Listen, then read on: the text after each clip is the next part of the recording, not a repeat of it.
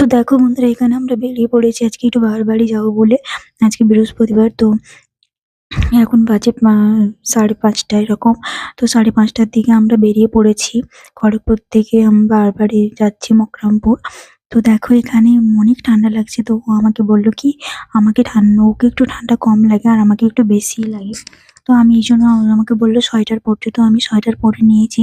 আর রাস্তায় দেখলাম কেউই পরেনি, আমাকে লোকে দেখে হাসবে এরকম একটা ব্যাপার, কিন্তু তাও আমি পরে নিয়েছি। কারণ কি বলতো, আমার শরীর অনেকটাই খারাপ হয়ে যায় একটু ঠান্ডাতে, শ্বাসকষ্ট হয় এই জন্য আর কি। তো দেখো এখানে আমরা অলরেডি চলে এসেছি বাবার বাড়ি। সেই কত দূর থেকে পৌঁছে গেলাম বাবার বাড়িতে। তো দেখো রাস্তায় দেখলাম একটা ট্রাক উল্টে আছে, তো আমাকে নামিয়ে দিল অবশেষে। তো ও চলে গেল সামনেও, আমি এবার হাঁটছি একদম আমার বাবার বাড়ির সামনে আর কি।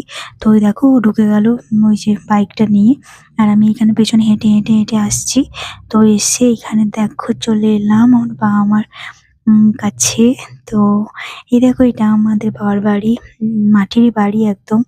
আর কি বলবো, গরিব বাড়ি আর মোটামুটি আর কি।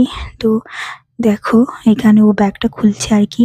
আসলে বেশি কিছু নিয়ে আসিনি গো, এক ডজন কলা নিয়ে এসেছি আর দুটো নারকেল নিয়ে এসেছি। আর কি বলতো, আমাদের তো এরকম যাতায়াত থেকে লেগেই থাকে, তো তাই আর কি। আমার মা বলছে একদম কিছু নিয়ে আসবি না। তো সেটা নয়, আসলে বেশি কিছু আর আনিনি, আর কারণ এক্ষুনি চলে যাব তাই আর কি। তো দেখো এখানে আমার বাপি মানে আর অবশেষে কি বলতো, আমার বাবার বাড়ি গ্যাসটাও শেষ হয়ে গেছে, উনুনেই সব করতে হচ্ছে আমার মাকে। তো এখানে বাবাকে প্রণাম করে নিলাম, আমিও প্রণাম করলাম, আমার হাজবেন্ডও বাবাকে প্রণাম করে নিল। তো কি বলতো, আমাদের চাটা রেখে এখানে আমার বাপি দেখো আমার হাজবেন্ড বাপিকে প্রণাম করে নিল। আর এদিকে দেখো আমার মা সব কিছু বানিয়ে মানে কত কিছু বানাবে, এখানে প্রণাম করতে এসেছি। আমি মাকে প্রণাম করে নিলাম, ও মা বলছে থাক থাক। দিয়ে দেখো না কত কিছু করছে আমার মা আমার জন্য, মা বাপি দুজনে মিলে।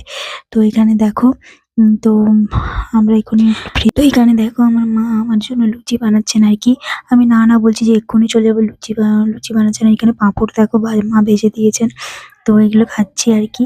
তো শুধু খেতেই আছে, গুড়ের পিঠাও বানিয়েছেন, এগুলো সব আমার জন্য। দেখো টিফিনে করে পড়ছেন আমার মা আমাকে দেবে বলে। তো দেখো এখানে আমার বাপি দাঁড়িয়ে আছেন, আমার বাপি একটু ফটো তুলছি। দেখো বাবা আমার কত খুশি আমরা এসেছি বলে।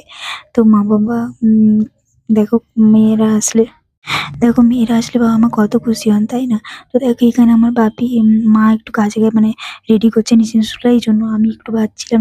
তারপর বাপি আমাকে বললেন তুই বস আমি ভাজি। তো আমি এখানে বেলছিলাম আর বাপি ভাজছিল। তো বাপি আবার ভাজতে ভাজতে আমরা এরকম মানে দুজনে মিলেই বাজছিলাম আর কি। তো দেখো এখানে তো বাপি